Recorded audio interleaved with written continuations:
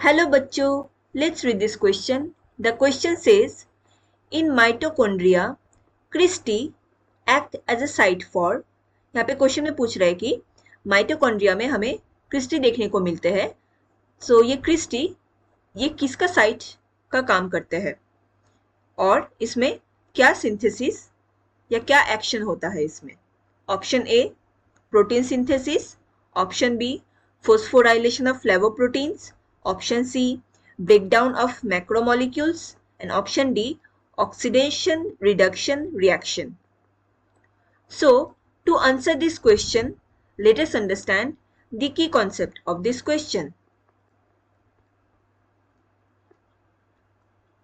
Here the key concept is Christy. So Christy क्या होते हैं? ये हमें माइटोकॉन्ड्रिया के अंदर देखने को मिलते हैं. हम जानते हैं कि माइटोकॉन्ड्रिया ये एक डबल मेम्ब्रेन स्ट्रक्चर होते हैं.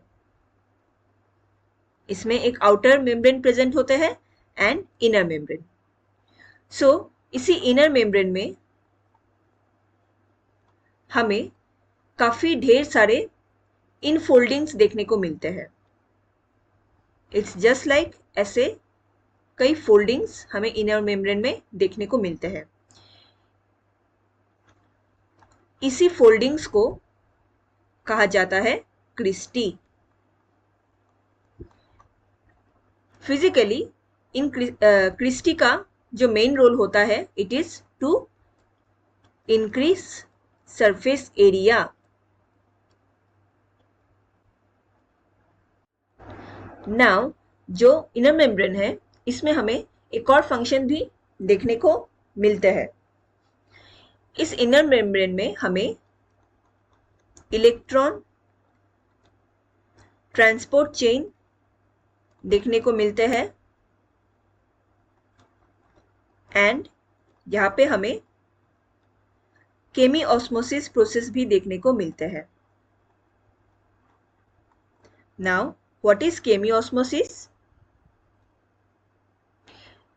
It is defined as movement of ions across semi-permeable membrane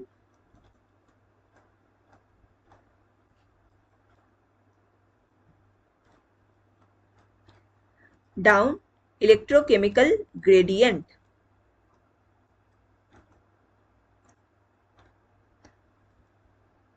सो यहाँ पे क्या होता है,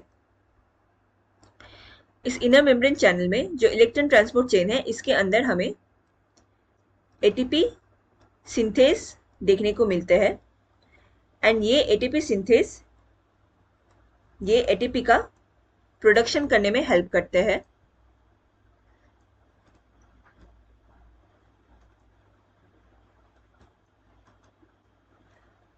ये प्रोडक्शन एटीपी का प्रोडक्शन कर पाते हैं through chemiosmosis. So basically chemiosmosis में क्या होता है कि जो मेम्ब्रेन होते हैं इनर मेम्ब्रेन उसके आर पार एक प्रोटॉन ग्रेडियंट बना रहता है जिससे कि वहां पे through electron transport chain electron का ट्रांसपोर्ट किया जाता है एंड जैसे जैसे इलेक्ट्रॉन ट्रांसपोर्ट होते हैं उसका एनर्जी एटीपी सिंथेस उसको फोस्फोराइलेट कर देते हैं. मतलब जो एनर्जी ट्रांसफर होता है वो पहले एडीपी के फॉर्म में ट्रांसफर होता है लेकिन बाद में एटीपी सिंथेस के द्वारा ये एटीपी में कन्वर्ट हो जाते हैं एंड इसके पीछे एटीपी सिंथेस का जो एंजाइम है उसका रोल होता है. सो electron transport chain and chemiosmosis ये रिलेटेड प्रोसेस होते हैं. इसी केमियोस्मोसिस प्रोसेस के थ्रू जो इलेक्ट्रॉन ट्रांसपोर्ट चेन है उसके अंदर हमें ऑक्सीडेशन एंड रिडक्शन प्रोसेस देखने को मिलते हैं जिसके थ्रू जो इलेक्ट्रॉन होते हैं वो मूव कर पाते हैं अक्रॉस द मेम्ब्रेन एंड इसी मूवमेंट के थ्रू एनर्जी रिलीज होता है. उस एनर्जी को फोस्फोराइलेट करके एटीपी बनाया जाता है. सो क्वेश्चन में पूछा गया था in mitochondria cristae act as a site for, यहाँ पे जो करेक्ट आंसर होगा it is option D, oxidation, reduction, reaction, जो हमें इलेक्ट्रॉन ट्रांसपोर्ट चेन में देखने को मिलते हैं for the production of ATP. So I hope you understood it well. Best of luck.